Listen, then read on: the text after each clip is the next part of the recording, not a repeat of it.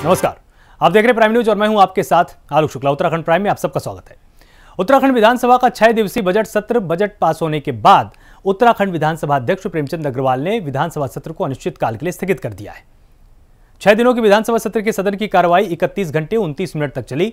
इस मौके पर विधानसभा अध्यक्ष ने कहा कि 1 मार्च से भराड़ीसैंण विधानसभा भवन में आहूत हुए बजट सत्र कोरोना महामारी जैसी अपरिहार्य परिस्थितियों में भी शांतिपूर्वक पूरा हुआ है। तो बजट पास होने के बाद कार्रवाई को स्थगित कर दिया गया है और 31 घंटे से अधिक सदन की कार्रवाई चली और इसके बाद विधानसभा अध्यक्ष प्रेमचंद अग्रवाल ने बताया कि बहुत ही शांतिपूर्ण तरीके से पूरा की पूरी कार्रवाई चली है और कोरोना जैसी महामारी के दौरान भी सरकार ने ठीक से काम किया है और जो बजट सत्र था वो भी शांतिपूर्वक संपन्न हुआ है।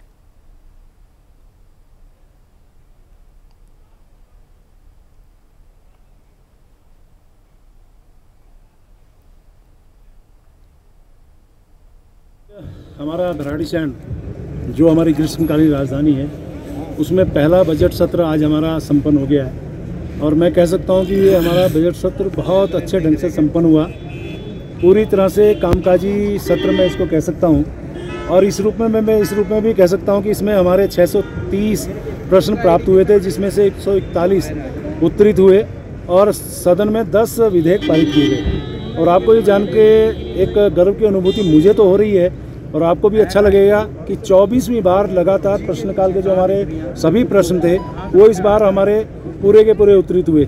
और शायद ये भी मैं अपने इस दौरान कह सकता हूँ, कोरोना वायरस को लेकर हाईकोर्ट ने अनुश्रवण और निगरानी समिति का गठन किया है। वहीं टिहरी में इस समिति बैठक का आयोजन किया गया। बैठक में सभी विभागों ने कोरोना के वीकली रिपोर्ट भी पेश की है। इन रिपोर्ट्स को इकट्ठा कर हाईकोर्ट में भेजा जाएगा और बता दें कि बढ़ते कोरोना मामलों के चलते प्रशासन कुंभ मेला, नई टिहरी और घनसाली में आयोजित मेले को लेकर पूरी तरह से सख्त है।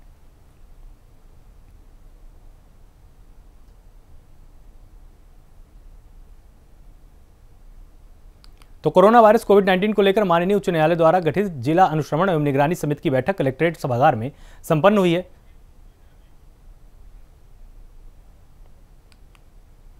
बैठक में समिति द्वारा कुंभ मेले सहित स्थानीय मेलों हेतु जारी दिशा निर्देशों का अक्षरशः अनुपालन हेतु कहा गया है। नई टिहरी और घनसाली में आयोजित हो रहे मेलों में कोरोना को लेकर पुख्ता तैयारियां नहीं किए जाने पर समिति द्वारा असंतोष भी व्यक्त किया गया है।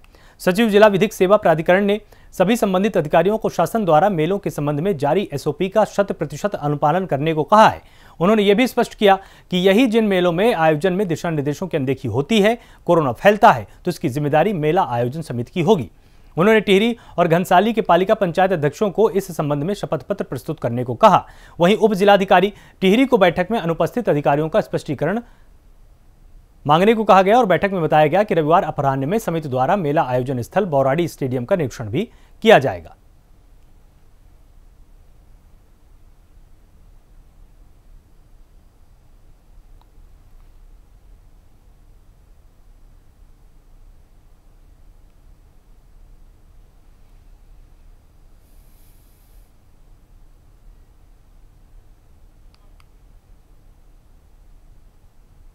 मसूरी में आम आदमी पार्टी के उत्तराखंड प्रदेश प्रवक्ता नवीन पिरसाली ने प्रेस कॉन्फ्रेंस करके बड़ा ऐलान किया है। आम आदमी पार्टी का कहना है कि 2022 में अगर आप उत्तराखंड में सरकार बनाती है तो गैरसैंण को उत्तराखंड की स्थायी राजधानी बना दिया जाएगा। वहीं उन्होंने कहा कि उत्तराखंड 2 अस्थायी राजधानी का बोझ नहीं उठा सकता है। इस बीच उन्होंने त्रिवेंद्र सरकार पर लापरवाही करने और प्रदेश का विकास न करने का आरोप भी लगाया है।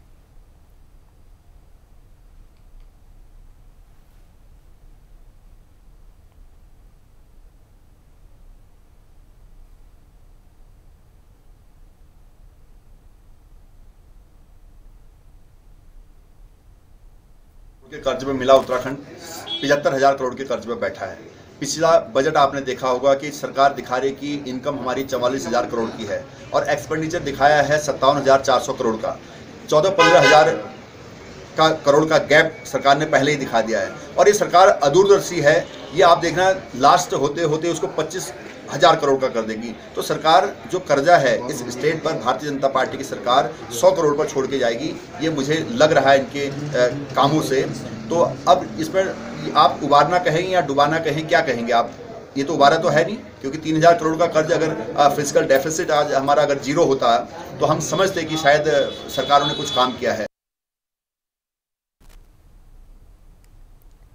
उत्तराखंड में 2022 में होने वाले चुनाव को लेकर कांग्रेस ने तैयारियां शुरू कर दी हैं। वहीं कांग्रेस ने विधानसभा चुनाव की तैयारी को हर स्तर पर मजबूत बनाने को लेकर बैठक की है। बैठक में गंगोत्री के पूर्व विधायक विजयपाल और कांग्रेस के वरिष्ठ नेता विक्रम सिंह नेगी शामिल हुए। इस मीटिंग के दौरान विधानसभा चुनाव तैयारियों पर चर्चा की गई और कार्यकर्ताओं को जरूरी दिशा निर्देश दिए गए।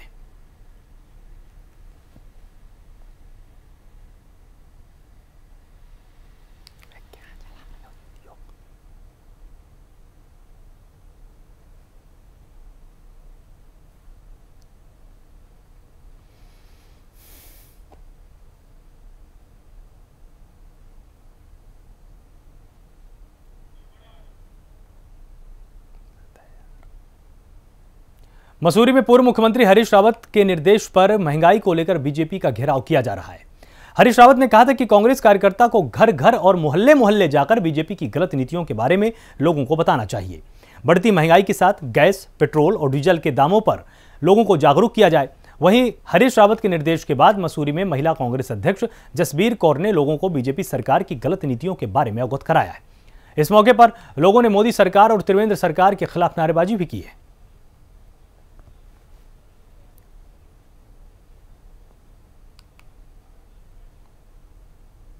बात तो प्रत्येक में पड़ रही है। कल हमारे यहाँ माननीय हमारे पूर्व मुख्यमंत्री हरीश रावत जी आए थे, जो कि राष्ट्रीय महासचिव भी हैं। उनके आह्वान पे हमने अब ये शुरू कर दिया है मोहल्ले मोहल्ले गली गली में जाकर महिलाओं को जागरूक करना कि किस तरह से सिलेंडर के रेट बढ़ गए, किस तरह से खाने वाले तेल के रेट बढ़ गए और किस तरह से पेट्रोल डीजल के रेट दिन प्रतिदिन बढ़ते जा रहे हैं।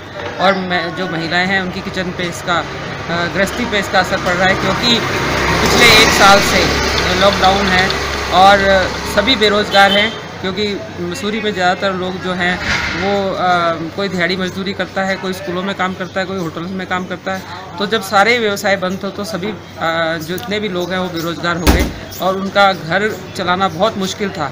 परंतु अब जैसे जैसे धीरे धीरे खुला तो इस सरकार ने एकदम उनके ऊपर मार मार दी और सारी चीज़ों के रेट बढ़ा दिए। 18 मार्च को उत्तराखंड में त्रिवेंद्र सरकार के 4 साल पूरे हो रहे हैं। इस बीच बीजेपी ने कोर ग्रुप की बैठक भी बुलाई। इस बैठक में बीजेपी के प्रदेश अध्यक्ष बंशीधर भगत शामिल हुए। मीटिंग में बीजेपी के अंदर मन मुटाव को लेकर चर्चा की गई और वहीं बैठक के बाद बंशीधर भगत ने दावा किया कि पार्टी के अंदर किसी तरह का मन मुटाव नहीं है। साथ ही ये भी बताया कि राज्य में पार्टी के नेतृत्व में किसी तरह का बदलाव नहीं होने वाला है।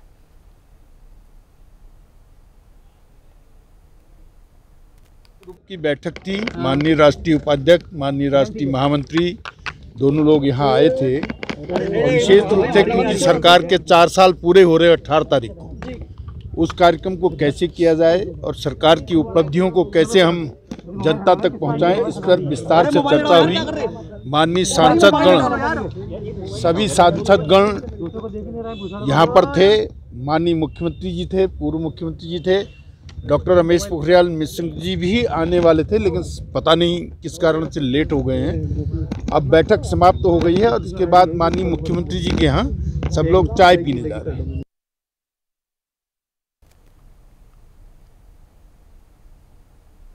तपोवन में आई आपदा का आज 29वां दिन है।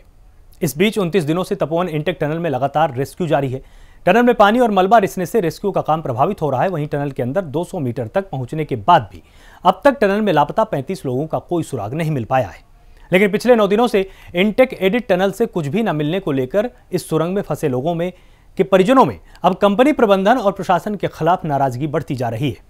वहीं एनटीपीसी की तपोवन परियोजना महाप्रबंधक आरपी अहिरवाल का कहना है कि टनल में पानी के रिसाव और दलदल के कारण खतरा बना हुआ है, लेकिन विषम हालातों में भी टनल से में बचाव का काम लगातार जारी है। साथ ही उम्मीद जताई है कि जल्द ही फंसे हुए लोगों को बाहर निकाला जाएगा।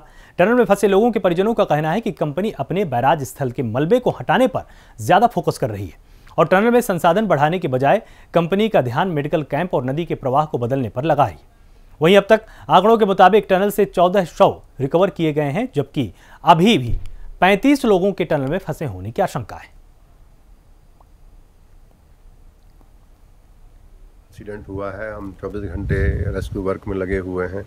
जहां जहां मशीनें रख सकती हैं वहां पर हमने मशीनों को लगा दिया है। जितने एरिया में भी हमें संभावित क्षेत्र जहाँ सब मिल सकते हैं वहाँ पूरे एरिया को हमने एक्सकेवेटर से और अपने लोडर से कॉम्बिंग किया है। हमें डिसिल्टिंग बेसिन से लगभग 8 सब प्राप्त हो चुके हैं और टनल के अंदर हम 200 मीटर गए हुए हैं, वहाँ पर भी हमें 1400 प्राप्त हुए हैं और ये हमारा अन्वेषण अभी लगातार चल रहा है। दिक्कतें आ रही हैं क्योंकि चारों तरफ पानी है और पानी से हमें थोड़ा वहाँ पे एक असुरक्षा का माहौल भी बना हुआ है क्योंकि जब हम टनल के अंदर नीचे जा रहे हैं और डिसिल्टिंग बेसिन में पानी ऊपर है तो ये अंदेशा हो रहा है कि कहीं किसी टनल में कहीं फोर्स से कोई पानी इनग्रेस ना कर जाए जिससे हमारे जो काम करने वाले लोग हैं उनको क्षति हो। इसलिए हम थोड़ा कॉशस चल रहे हैं और हमें हमारा विश्वास है कि शीघ्र हम और भी सब प्राप्त कर पाएंगे जो संभावित क्षेत्र हैं वहाँ से। जोशीमठ में आई आपदा के बाद टूट चुके पुल को बीआरओ की कड़ी मेहनत के बाद फिर बनाया गया है। वहीं पुल तैयार होने के बाद भारत चीन सीमा पर आवाजाही शुरू हो चुकी है। आपदा के 29 दिनों के बाद आज वाहनों से लोग जोशीमठ पहुंचे। इस बीच नीति घाटी के ग्रामीण, बीआरओ और सेना को पुल बनाने का श्रेय दिया जा रहा है। 200 फीट लंबा और 12 फीट 11 इंच चौड़ा है ये रेणी वैली ब्रिज। और आपको बताएं कि ये तय समय सीमा से 15 दिन पहले बना लिया गया है। वहीं सीमा सड़क संगठन और सेना की बंगाल इंजीनियर ने युद्ध स्तर पर काम करते हुए पुल तैयार कर दिया है।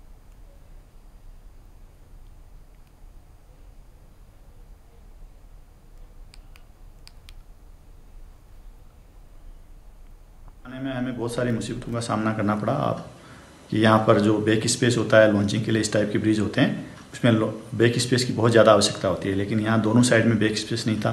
इसलिए हमने साइड के ऊपर इनोवेटिव तरीके अपना के काउंटर वेट रख के इस ब्रिज को लॉन्च किया है। ये ब्रिज रिकॉर्ड टाइम में 8 दिन के टाइम में बना है। आपदा 7 फरवरी को आई थी। उसके बाद में यहाँ पर मलबा 30 से 40 मीटर हाइट तक का मलबा जमा हो रखा था। हम 8 तारीख को सुबह जब यहाँ आए तो यहाँ पता ही नहीं लग रहा था कि ब्रिज कहाँ बनाया जाए, ऑल्टरनेटिव रूट कहाँ बनाया जाए। उसके बाद में हमने 2 दिन में मलबा साफ किया और उसके बाद में ये साइट सिलेक्शन किया और आज आप देख रहे हैं कि हमने दिन रात मेहनत करके इस ब्रिज को यातायात के लिए खोला है। इसमें हमारी प्रोजेक्ट शिवालिक और 21 BITF की टीम बहुत बहुत शाबाश एंड के भागीदारी हैं। इन्होंने दिन रात मेहनत किया है, रेलेंटलेसली काम किया है।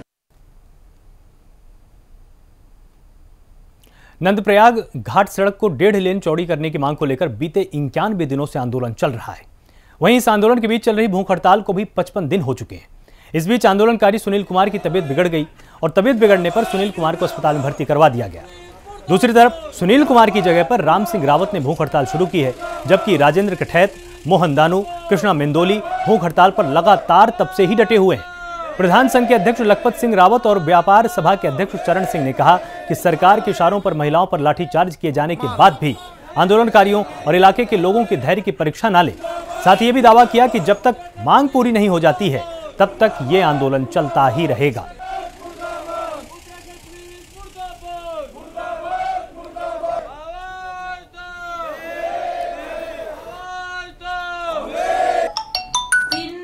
सुबह से शाम तक नेता लोग भी परेशान कर रहे हैं, फिर नेता लोग भी आ ही रहे हैं पूछने, फिर ये मीडिया वाले भी आ रहे हैं, पुलिस वाले आ रहे हैं। जब मजिस्ट्रेट जांच है इसमें तो वही जांच कर सकते हैं। हमें मेरे बच्चों की भी पढ़ाई में डिस्टर्ब हो रहा है, खाने पीने का डिस्टर्ब हो रहा है, सफाई का डिस्टर्ब हो रहा है, फिर मैं आराम भी नहीं कर पा रही हूँ। इतने लोग आ रहे हैं जा रहे हैं, उनके साथ बातचीत नहीं करने में मेरे सर दर्द हो रहा, सर रात को सो भी नहीं पा रही हूँ मैं। कोई डिस्टर्ब ना करे, मार खानी थी खा दी, डंडे पड़ने थे पड़ गए, इज्जत खराब होनी थी या सही होनी थी हो ही गई।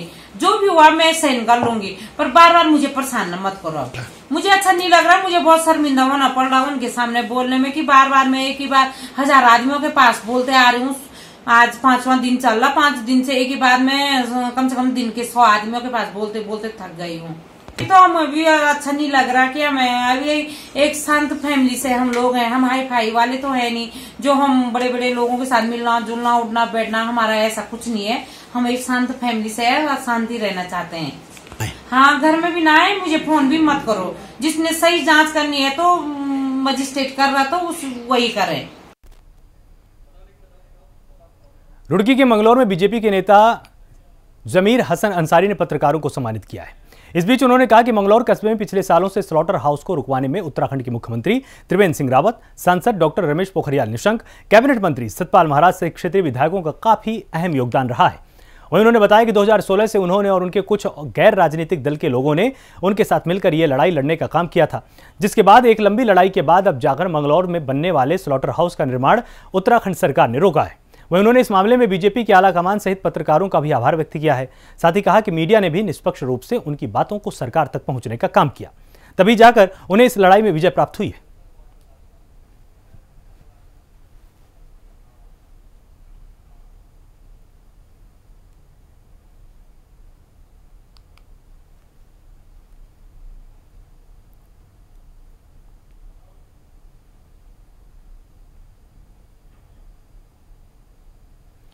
अट्ठाईस फरवरी को रुद्रपुर में गोली मारकर एक युवक की हत्या कर दी गई थी। मामले की जांच में पुलिस का सनसनीखेज खुलासा सामने आया है। दरअसल अवैध संबंध के चलते पत्नी ने ही प्रेमी के साथ मिलकर युवक की हत्या की थी। हत्या के मामले में पुलिस ने 5 आरोपियों को गिरफ्तार कर दिया और आरोपियों के पास से एक तमंचा भी बरामद हुआ है, जबकि मामले में एक आरोपी अभी भी फरार है। पकड़े गए आरोपियों को पुलिस ने जेल भेजा है। ये है कि ये बेसिकली त्रिकोणीय प्रेम प्रसंग और अवैध संबंध को लेकर के एक हत्या करी गई।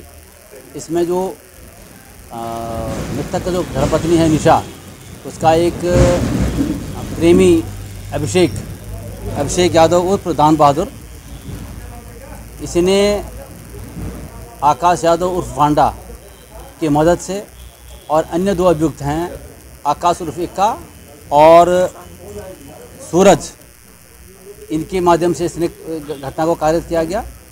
मारने वाला जो है जो घटना में 315 बोर का जो तमंचा इस्तेमाल किया गया, उसी तमंचे से आकाश भांडा ने मृतक की हत्या करी।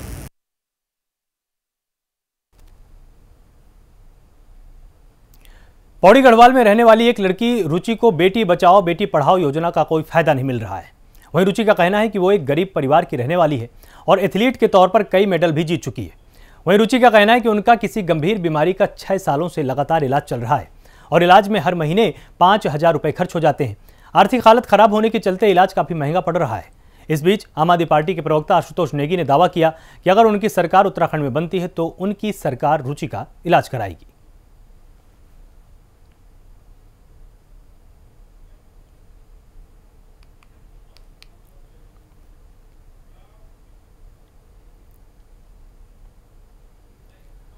उधम सिंह नगर के एसएसपी दिलीप सिंह कुंवर ने दिनेशपुर थाने का वार्षिक निरीक्षण किया है। इस बीच उन्होंने कोरोना को ध्यान में रखते हुए थाने परिसर में सैनिटाइजर की व्यवस्था की बात कही। वहीं निरीक्षण के दौरान दिलीप सिंह ने कुंवर थाने में मालखाना, बैरंग, अस्त्र शस्त्र के अलावा कई चीजों का बारीकी से निरीक्षण किया है। इस बीच दिलीप सिंह कुंवर ने बताया कि नशे के खिलाफ अभियान पुलिस ने लगातार चला रखा है और समय समय पर जिले में नशा करने वाले लोगों को और उनके अभिभावकों के साथ बिठाकर काउंसलिंग की जाती है।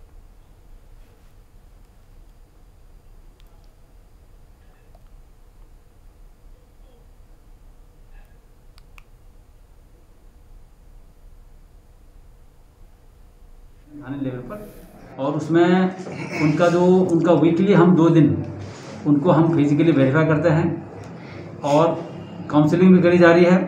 उनको मेडिकल एड के समझ में कैसे हम उसको मेन स्ट्रीम में ला सकते हैं वो सब कार्रवाई कर रहे हैं। और जो साइकोलॉजिस्ट हैं उनके माध्यम से भी ट्रीटमेंट करने के लिए उनके पेरेंट्स को हम लोग मोटिवेट कर रहे हैं। पिछले 15 तारीख को हमने एक बृहद स्तर पर जनपद में जितने भी इस तरह के ड्रग यूजर्स हैं उनको बुला करके उनका एक काउंसलिंग करी गई थी, जिसमें कि थाने से बाहर हट करके किसी सार्वजनिक जगह पर, जहाँ पर आपके डॉक्टर्स भी आए थे, समाज सेवक भी आए हुए थे और एक कलेक्टिवली हमने इसको काउंसलिंग करने के बाद उनको समझाने बुझाने का काम किया है। पौड़ी में ए टेंडर के जरिए अंग्रेजी शराब की दुकानों का आवंटन किया गया। इस बीच आबकारी विभाग ने पौड़ी जिले की 42 शराब की दुकानों में आवंटन किया और वहीं पर विभाग ने यह भी बताया कि पौड़ी में शराब की सभी दुकानों को खरीद लिया गया है। अप्रैल महीने में सभी दुकानों के नए मालिक विधिवत रूप से दुकानों का संचालन शुरू कर देंगे। इस बार ऑनलाइन प्रक्रिया से दुकानों का आवंटन किया गया और जिलाधिकारी पौड़ी की अध्यक्षता में पारदर्शिता से दुकानों को आवंटित किया गया है। जिला आबकारी अधिकारी पौड़ी राजेंद्र लाल ने बताया कि पौड़ी जिले में 42 दुकानें हैं जिनका 112 करोड़ 58 लाख 86 हजार का अधिभार है और पौड़ी की सभी दुकानों का आवंटन ऑनलाइन रखा गया था। सभी लोगों ने इसके लिए आवेदन भी किया था। अप्रैल से इन सभी दुकानों को नए मालिक को सौंपा जाएगा और वो दुकानों का संचालन शुरू कर पाएंगे।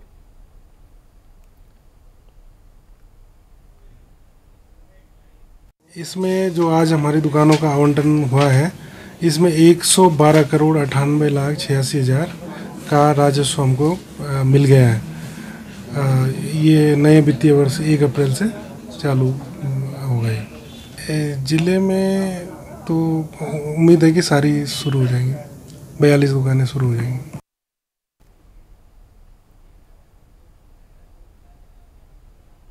पौड़ी में ई टेंडर के जरिए अंग्रेजी शराब की दुकानों का आवंटन किया गया। इस बीच आबकारी विभाग ने पौड़ी जिले की 42 शराब की दुकानों के लिए आवंटन किया है। वहीं विभाग ने बताया कि पौड़ी में शराब की सभी दुकानों को खरीद लिया गया है और अप्रैल महीने में सभी दुकानों के नए मालिक विधिवत रूप से दुकानों का संचालन शुरू कर पाएंगे। इस बार ऑनलाइन प्रक्रिया से दुकानों का आवंटन किया गया और जिलाधिकारी पौड़ी की अध्यक्षता में पारदर्शिता से दुकानों को आवंटित किया गया। जिला आबकारी अधिकारी पौड़ी राजेंद्र लाल ने बताया कि पौड़ी जिले में 42 दुकानें हैं, जिनका 112 करोड़ 58 लाख 86 हजार का अधिभार।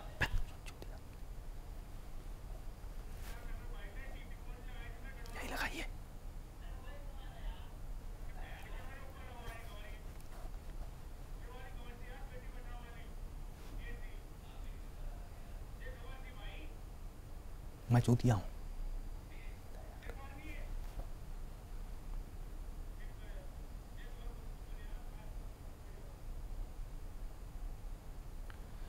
पौड़ी गढ़वाल में रहने वाली एक लड़की रुचि को बेटी बचाओ बेटी पढ़ाओ योजना का कोई फायदा नहीं मिल रहा है।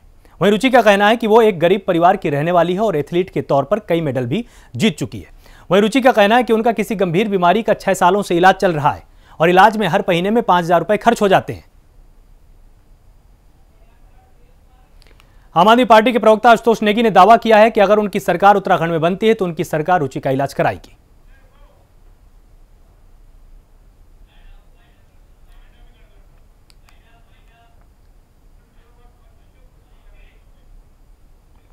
उत्तराखंड प्राइम में फिलहाल इतना ही। आप सब लगातार जुड़े रहिए प्राइम न्यूज के साथ। नमस्कार।